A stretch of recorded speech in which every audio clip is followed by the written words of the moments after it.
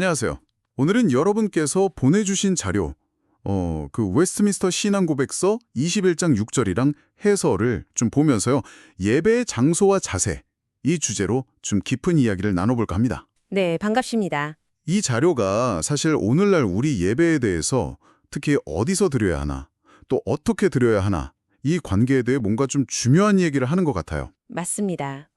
어쩌면 장소보다는 방식, 그 태도가 훨씬 중요하다. 뭐 이런 쪽으로 가는 것 같기도 하고요. 자, 이걸 한번 좀 자세히 들여다보죠. 네, 이 고백서가 딱 짚어내는 게 그 신약 시대, 그러니까 복음 아래에서의 예배의 어떤 근본적인 변화예요. 아, 변화요? 네, 구약 때랑은 다르게 더 이상 어떤 특정한 장소, 거기에 얽매일 필요가 없다는 거. 이게 아주 중요한 시작점이죠. 아, 그럼 그 요한복음 4장에 나오는 이 산에서도 말고 예루살렘에서도 말고 그 말씀처럼요? 바로 그거죠. 특정 장소에서 드려야 하나님이 뭐 더 잘 받으신다. 이런 생각 자체를 좀 깨는 거군요. 네, 맞아요. 그 당시로서는 이거 상당히 혁명적인 생각이었을 수 있어요. 그렇겠네요. 그리스도의 사역이 완성되면서 구약의 어떤 제사 규정들, 특히 성전 중심의 그런 것들은 이제 역할이 끝났다고 보는 거죠. 아, 그래서 이 고백서를 보면 특정 건물에 가거나 뭐 성지 순례를 하거나 심지어 어떤 성물 같은 걸 만지면 예배 효과가 더 좋다. 이런 생각들을 아주 단호하게 미신적이다. 이렇게까지 말하면서 선을 긋습니다. 미신적이라고까지요? 꽤 강하게 얘기하네요. 그렇죠.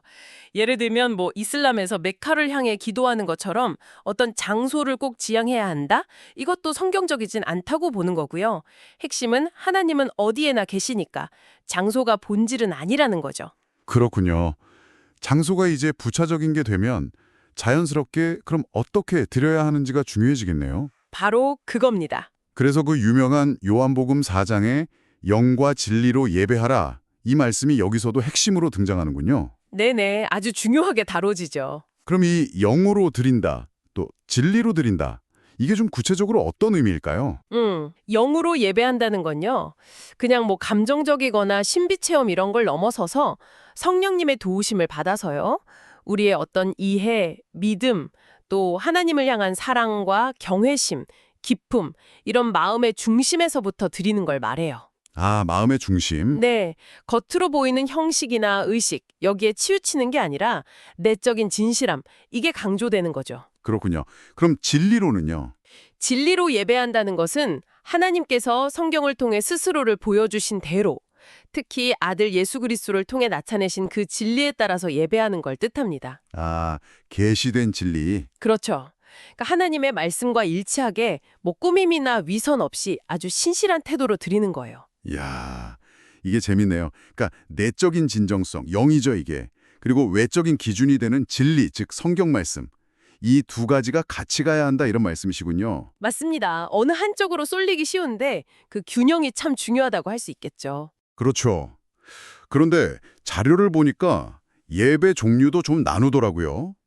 뭐 가정 예배도 있고 혼자 드리는 개인적인 예배, 그리고 여러 사람이 모이는 공적 집회.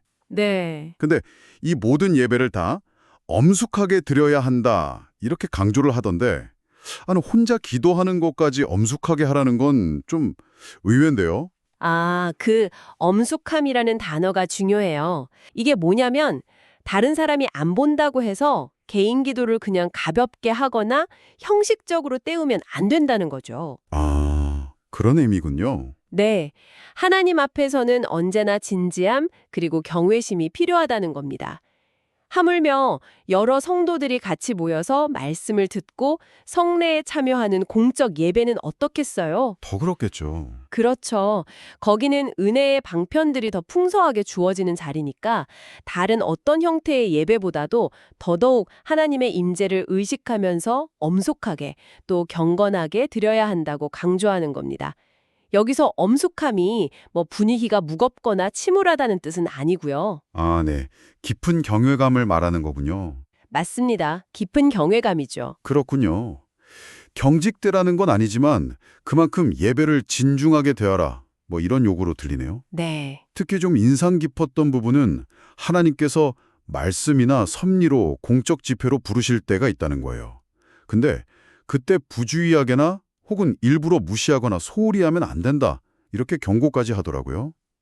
이건 그냥 권장 사항이 아닌 것 같은데요. 어우, 정확히 보셨어요. 이게 그냥 참석하면 좋습니다 수준이 아니라 책임에 가깝게 이야기하죠. 책임이요. 네, 여기서 말씀으로 부르심이라는 건 보통 안식일, 오늘날 우리에게는 주일이죠. 주일 성수 명령처럼 정기적인 공적 예배로 부르시는 걸 말하고요. 아, 정기적인 거. 반면에 섭리로 부르심이라는 건 예를 들어 뭐 국가적인 큰 재난이 있다거나 아니면 특별히 감사할 일이 생겼다거나 이런 하나님의 어떤 특별한 개입이나 사건을 통해서 비정기적으로 모이게 하시는 경우를 말할 수 있어요. 아, 특별한 상황들. 네. 중요한 건 뭐냐면 어떤 방식이든 하나님께서 공동체로 모여 예배하라고 부르실 때 그냥 개인적인 사정이나 뭐 좀 귀찮아서 이런 이유로 이걸 의도적으로 외면하는 것. 이걸 이 고백서는 단순한 불참이 아니라 불순종, 심지어 불신앙의 죄로까지 본다는 점이에요. 와, 이건 정말 무게감이 상당한데요. 그렇죠. 예배에 대한 태도를 굉장히 중요하게 보는 겁니다. 네. 그럼 오늘 내용을 좀 정리해 보면 이 신앙 고백서는 예배에서 장소의 제약은 이제 완전히 사라졌다.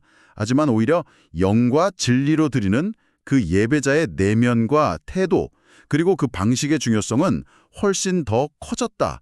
이렇게 말하는 거군요. 정확합니다. 개인적인 경건 생활이나 가정 예배도 물론 중요하지만 특히 공동체가 함께 모이는 공적 예배는 더욱 엄숙하고 진실하게 드려야 하고 또 이 공적 예배로의 부르심에 응답하는 건 어떤 선택사항이 아니라 아주 중요한 책임이다.